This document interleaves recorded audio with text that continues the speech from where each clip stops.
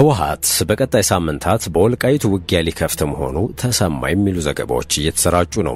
ህወሓት በወልቃይት በቀጣይ ሳምንታት ውስጥ ውጊያ ሊከፍት ማቀዱን አንድ የወልቃይት ከፍተኛ አመራር የህወሓት የጦር ዕቅድን በተመለከተ መረጃን ማሰራጨታቸው እየተነገረ ነው። በዕቅዱ መሰረት ከሻዕቢያ ጋር በመናበብ በህዳር ወር ውጊያ ለመክፈት አቅዷል ተብሏል። ዘኢኮኖሚስት መጽሔት ከሳምንታት በፊት በወልቃይት አዲስ ውጊያ ሊቀሰቀስ ይችላል ሲል መዘገቡ የሚታወስ ነው። ውጊያው በሁመራ ሊፈነዳ መቃረቡን የሚጠቁሙ ወታደራዊ እርምጃዎችም እየወጡ ነው ተብሏል። ህወሓትን በተመለከተ ጠቅላይ ሚኒስትር አብይ አህመድ ትላንት በፓርላማ ባደረጉት ንግግር ህወሓትን የሰላም ስምምነቱን በመጣስ እንደከሰሱት አይዘነጋም። ጠቅላይ ሚኒስትር አብይ አህመድ ህወሓት የፕሪቶሪያ የሰላም ስምምነትን ባለማክበር እንዲሁም ከፌዴራል የሚላክ በጀትን ለልማት ስራዎች ከመዋል ይልቅ ለወታደራዊ እንቅስቃሴዎች በመዋል መወንጀላቸው የሚታወስ ነው። ጠቅላይ ሚኒስትሩ መንግስታቸው በትግራይ ክልል ውስጥ ተጨማሪ ውጊያ እንደማይፈልግ ተናግረው የመንግስታቸው ትኩረት ሀገሪቱን በጋራ በማልማት ላይ መሆኑን አጽንኦት መስጠታቸው አይዘነጋም። በፌዴራል መንግስት ለትግራይ ክልል የተመደበው በጀት ግን ሙሉ በሙሉ በልማት ላይ ሳይሆን ለወታደራዊ እንቅስቃሴዎች እየዋለ ነው በማለት ተግባሩ ትክክል እንዳልሆነ በመግለጽ ነው የወቀሱት። የአማራና የትግራይ ክልሎች የይገባኛል ጥያቄ የሚያነሱበትና ከአወዛጋቢ የወሰን አካባቢዎች አንዱ የሆነው ወልቃይት አካባቢ ችግሩን በጉልበት መፍታት እንደማይቻልም እንዲሁ ተነግሯል። የፌዴራል መንግስት እንዲሁም የአካባቢው አመራሮች ጥቅምት እሁድ 16 ቀን 2018 ዓ.ም በሁመራ ከተማ የአካባቢውን ማህበረሰብ ባወያዩበት ወቅት የወልቃይት ችግር በሰላማዊ መንገድ ብቻ እንደሚፈታ ነበረ ጎልቶ ሲገለጽ የነበረው። ትላንት በፓርላማ ቀርበው ማብራሪያ የሰጡት ጠቅላይ ሚኒስትር አብይ አህመድም ስለ ወልቃይት አካባቢ ችግር ሲያነሱ ችግሩ በጉልበት እንደማይፈታ የገለጹ ሲሆን አካባቢው በጀት ተቋርጦበት እንዲቀጥል ማድረግም የማይቻልና ተገቢ አለመሆኑን ተናግረዋል። ሰላም እንዴት አላችሁ ውድ የሸገር ታይምስ ቤተሰቦች፣ በዚህ ጥንቅራችን ህወሓት በወልቃይት በቀጣይ ሳምንታት ውጊያ ሊከፍት መሆኑን መረጃ መውጣቱን በተመለከተና ከሰሞኑም በወልቃይት ሁመራ እነ ጌታቸው ረዳ ከወልቃይት ሰቲት ሁመራ አመራሮች ጋራ በጋራ በመሆን የአካባቢው ችግር በጉልበት እንደማይፈታ መግለጻቸውን እንዲሁም ጠቅላይ ሚኒስትር አብይ አህመድ ትላንት ስለ ወልቃይት አካባቢና አጠቃላይ ስለ ህወሓት እንቅስቃሴ ያነሷቸውን ነጥቦች በዝርዝር የምንዳስስ ይሆናል። እንድትከታተሉን በአክብሮት እንጋብዛለን። መልካም ቆይታ ይሁንላችሁ።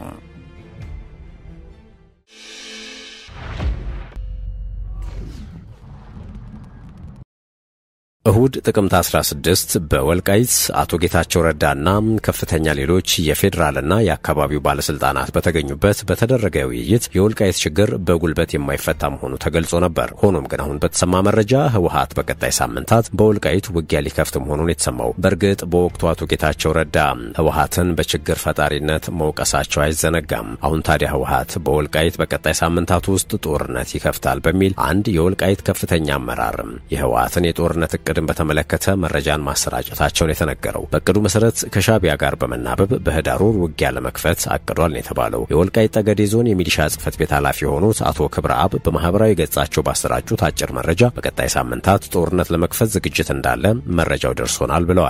ዘኢኮኖሚስት መጽሔት ከሳምንታት በፊት በወልቃይት አዲስ ውጊያ ሊቀሰቀስ ይችላል ሲል ዘግቦ ነበር። ውጊያው በሁመራ ሊፈነዳ መቃረቡን የሚጠቁመው ወታደራዊ መረጃም እንዲሁ እየወጡ ነው። የወልቃይት ጠገዴ ዞን የሚሊሻ ጽሕፈት ቤት ኃላፊው አቶ ክብረ አብ ወያኔ በመጪው ወር ማለትም ህዳር ወር ወልቃይት ጠገዴን በኃይል ለመውረር ተዘጋጅቷል። የነጌታቸው ረዳ ተፈናቃይን በተመለከተ አጀንዳ ትተን አሁን በአንድነት መቆም መዘጋጀት አለብን። ለዳግም ባርነት የሚወድቅ ትውልድ የለም። እኛ የአባቶቻችን ልጆች መሆን አለብን። የጀመርነውን ትግል ዳር ማድረስ አለብን ሲሉ ህዝቡ በንቃትና በተጠንቀቅ እንዲቆም አዘዋል። በወልቃይት ጥቃት ሊከፍት ይችላል የተባለው ኃይል አርሚ 70 ነው። በኮሎኔል ሙዘይን የሚመራው ይህ አርሚ ባለፈው ሳምንት ግዙፍ የኮማንዶ ኃይል በሸረሪና ማስመረቁ አይዘነጋም። ዘኢኮኖሚስት ባለፈው ሳምንት ባሰራጨው ሰፊ ዘገባው በቅርቡ በወልቃይት ውጊያ ሊቀሰቀስ ይችላል ሲል ስጋቱን መግለጹ ይታወሳል። መጽሔቱ ያነጋገራቸው የህወሓት አርሚ 70 ወታደሮች ሱዳን ላይ ከአልቡርሃን ወገንን እየተዋጋን ከተሞችን ማስለቀቅና መልሶ መቆጣጠር ችለናል፣ የራሳችንን መሬት ለማስመለስ ደግሞ እንችላለን፣ ይህንንም በቅርቡ እናደርገዋለን ሲሉ መናገራቸውን ነው ዘገባው የጠቀሰው። ከሰሞኑ በነበረ ውይይት ግን ማለትም ጥቅምት 16 ቀን 2018 ዓ.ም በሁመራ ከተማ የፌዴራል መንግስትና የአካባቢው አመራሮች ህዝቡን ባወያዩበት ወቅት የወልቃይትን አካባቢ ችግር በጉልበት መፍታት እንደማይቻል ነበር ሲገለጽ የነበረው። እንዲሁም ትላንት በፓርላማ ቀርበው ማብራሪያ በሰጡበት ወቅት ጠቅላይ ሚኒስትር አብይ አህመድ ስለ ወልቃይት አካባቢ ችግር ሲያነሱ ችግሩ በጉልበት የማይፈታ እንደሆነ ገልጸው አካባቢው በጀት ተቋርጦበት እንዲቀጥል ማድረግም የማይቻልና ተገቢ አለመሆኑን መናገራቸው አይዘነጋም። የወልቃይት አካባቢ ችግርን በየቦታው ከሚነሱ የወሰን ይገባኛል ችግሮች ጋር አያይዘው ነበር ጠቅላይ ሚኒስትሩ ሐሳባቸውን ያቀረቡት። ያቀረቡት። በኢትዮጵያም በየአካባቢው የመሬት ጥያቄና አወዛጋቢ መሬት እንዳለ በመጥቀስ በአማራና በትግራይ ክልሎች የይገባኛል ጥያቄ የሚነሳበት ቦታ መኖሩን በማስታወስ ይህ እንዴት ይፈታል የሚለው ራሱ ህገ መንግስቱ ምላሽ ያለው መሆኑን ጠቁሟል። ኢትዮጵያ ውስጥ በክልሎች መካከል ድንበር የለም፣ ወሰን ብቻ ነው ያለው። በክልሎች መካከል ይሄኛው ቀበሌ የከሌ ተብሎ የድንበር መስመር አልተሰመረም። የይገባኛል ጥያቄ ሲነሳና አከራካሪ ጉዳይ ካለ በህዝበ ውሳኔ ምላሽ ያገኛሉ ይላል እንጂ ልክ እንደ ኢትዮጵያና ሱዳን ወይም ልክ እንደ ኢትዮጵያና ኬንያ ድንበር ነው ብሎ መስመር አያሰምርም ሲሉ ይገልጻሉ። የሚያጨቃጭቅ ቀበሌ ካለ የሚኖርበት ህዝብ ተወያይቶ በራሱ ድምጽ ወስኖ ወደ መረጠው ክልል ሊሄድ ይችላል ነው ህገ መንግስቱ የሚለው። ሁሉም ጋር ጥያቄ አለ። ወልቃይት ላይ ያለው ጥያቄ የተለየ አይደለም። ሁሉም ጋር የሚፈታው ግን በሰላማዊ መንገድ ህዝቡ ቦታው አርፎ በህዝበ ውሳኔው መሆን አለበት የሚል ነው ሲሉ ነው የወሰን ጥያቄዎችና አጨቃጫቂ አካባቢዎች የሚፈቱበትን ህገ መንግስታዊ አግባብ የተናገሩት። ይህንኑ መሰረት በማድረግ በወልቃይት ጉዳይ መንግስት በቅድሚያ የተፈናቀሉ ወደ ቀያቸው እንዲመለሱ የሚያደርግ አካሄድ መከተሉን በመጠቆም በራያና ጸለምት እንደተደረገ ሁሉ በወልቃይትም ተፈናቃዮች እንዲመለሱ ጥረት ይደረጋል ሲሉ አንስተዋል። ይሁን እንጂ ከትግራይ ክልል ጋር ተነጋግሮ ጉዳዩን ለመፍታት ባለመቻሉ ጭቅጭቁ እልባት ሳያገኝ አካባቢውም ከበጀት ምደባ ውጭ ሆኖ ለመኖር መገደዱን ነው አብይ የተናገሩት። የከውጊያው በኋላ አሁን 4 ዓመት 5 ዓመት ይሆናል ወልቃይት ከትግራይ ከተነጠለ። እስካሁን እኮ የኢትዮጵያ ፌደራል መንግስት ለወልቃይት በጀት አይሰጥም እስከዛሬ። ይሄ ትክክል አይደለም። ህዝቡ እየኖረ መምህር እያስተማረ ጤና ሰው ያከመ በጀት አልቦ ዞኑ ማስቀመጥ ትክክል አይደለም። ህግ ለማክበር ሲባል ነው የተደረገው እንጂ ትክክል አይደለም። በጀት የላቸውም። ለምን? ከትግራይ ጋር ተነጋግረን ስላልፈታ ነው። ምንም እንኳን ጠቅላይ ሚኒስትሩ ተፈናቃዮችን በተመለከተ ይህን ብለው የነበረ ቢሆንም የወልቃይት ጠገዴ ዞን የሚሊሻ ጽፈት ቤት ኃላፊው አቶ ክብረአብ ግን በማህበራዊ ትስስር ገጻቸው ባሰራጩት መልእክት ወያኔ በመጪው ወር ህዳር ወልቃይት ጠገዴን በኃይል ለመውረር ተዘጋጅቷል ካሉ በኋላ የነጌታቸው ረዳ ተፈናቃይን በተመለከተ አጀንዳውን ትተን አሁን በአንድነት መቆም መዘጋጀት አለብን። ለዳግም ባርነት የሚወድቅ ትውልድ የለም። እኛ የአባቶቻችን ልጆች መሆን አለብን። የጀመርነውን ትግልም ዳር ማድረስ አለብን ሲሉ ነው ህዝቡ ቃትና በተጠንቀቅ እንዲቆም ያዘዙት። አሁን በወልቃይት ጦርነት ይከፍታል ተብሎ ስጋት የሆነው ህወሓት ታዲያም በጠቅላይ ሚኒስትር አብይ አህመድም የሰላም ስምምነቱን በመጣስ ሲከሰስ እንደነበረ በትላንትናው ፓርላማ የሚታወስ ነው። ጠቅላይ ሚኒስትሩ መንግስታቸው በትግራይ ክልል ውስጥ ተጨማሪ ውጊያ እንደማይፈልግም መናገራቸው አይዘነጋም። የመንግስታቸው ትኩረት የሀገሪቱን በጋራ በማልማት ላይ መሆኑን አጽንኦት ሰጥተው መንግስትን በኃይል የመጣል ማንኛውም ሙከራ ፈጽሞ እንዳይሳካ ይገልጻሉ።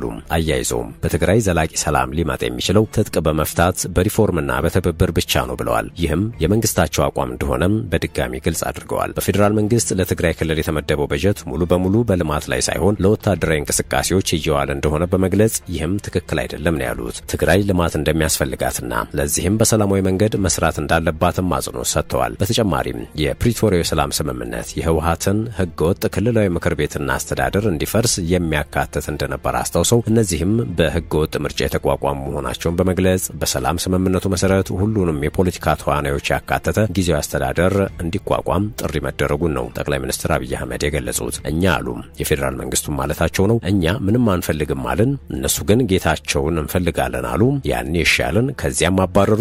ቀጥለው ታደሰን እንፈልጋለን አሉ፣ እሺ ያልን፣ እሱም እስኪባረር እየጠበቅን ነው ሲሉ ተናግረዋል። ጠቅላይ ሚኒስትር አብይ በትግራይ ለሰላም ቅድሚያ የሚሰጣቸውን ዋና ዋና ጉዳዮች ሲያብራሩም የታጠቁ ቡድኖችን ትጥቅ ማስፈታት፣ የህዝብ አገልግሎቶችን ማስጀመር፣ የተፈናቀሉ ዜጎችን መመለስና የውጭ ግንኙነት የመምራት ስልጣን የፌደራል መንግስቱ ብቻ ነው የሚለውን ህገ መንግስታዊ መርህ መከተል የሚሉትን ዘርዝረዋል። አክለውም ህወሓት የሰላም ሂደቱን የሚያሰናክሉ እንደ የጦር መሳሪያ ኮንትሮባንድ ማዘዋወርና ያልተፈቀደ የውጭ ግንኙነት መፈጸም ያሉ ተግባራትን ቀጥሏል ሲሉም ከሰዋል። ጠቅላይ ሚኒስትሩ በንግግራቸው ወቅት የፕሪቶሪያን የሰላም ስምምነት ሙሉ በሙሉ ተግባራዊ እንዲደረግ ስለሚደረጉ ጥሪዎች አስተያየት ሰጥተዋል።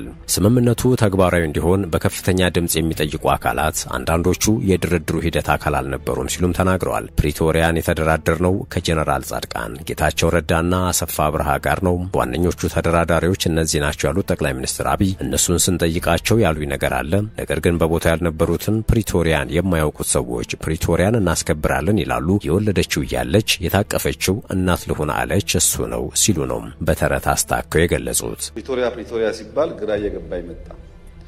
በአማርኛ የወለደችው እያለች ያቀፈችው እናት ነኝ አለች እንደሚባለው ማለት ነው።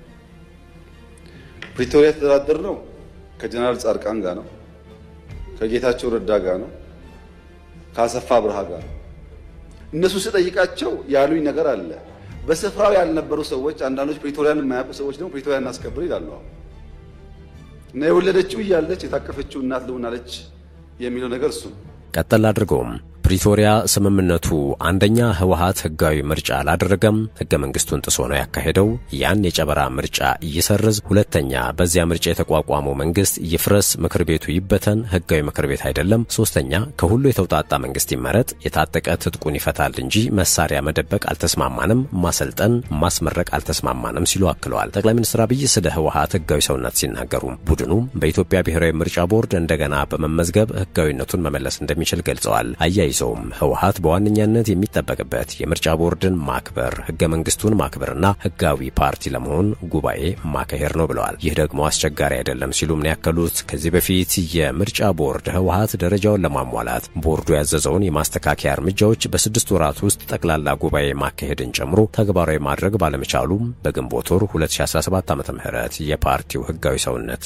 መሻሩ የሚታወስ ነው። በወቅቱ ህወሓት ውሳኔውን ውድቅ በማድረግ የፓርቲው ህጋዊነት የተረጋገጠው በፕሪቶሪያው የጦርነት ማቆም ስምምነት እንጂ በምርጫ ቦርድ ቅድመ ሁኔታ ላይ የተመሰረተ ማዕቀፍ እንዳልሆነ ተናግሯል። ፓርቲው እገዳውን ተከትሎ ከዚያ በኋላ የተሰጠውን ስረዛ በህግ ደረጃም ትርጉም የለሽ ሲል ነበረ ውድቅ ያደረገው። በዚህ ሁሉ ሂደት ታዲያ አሁን እየተሰሙ እንዳሉ መረጃዎች ከፌዴራል መንግስቱ የሚላክለትን በጀት ወታደር ለማሰልጠን እየዋለ ነው የተባለው ህወሓት በቀጣይ ሳምንታት በወልቃይት ውጊያ ሊከፍት እንደሆነ ነው እየተነገረ ያለው። ውድ የሸገር ታይምስ ቤተሰቦች ለአሁኑ ያዝነው ጥንቅር ያደመጣችሁትን ይመስል ነበር። ስለተከታተላችሁ እናመሰግናለን። ቸር ቆዩን።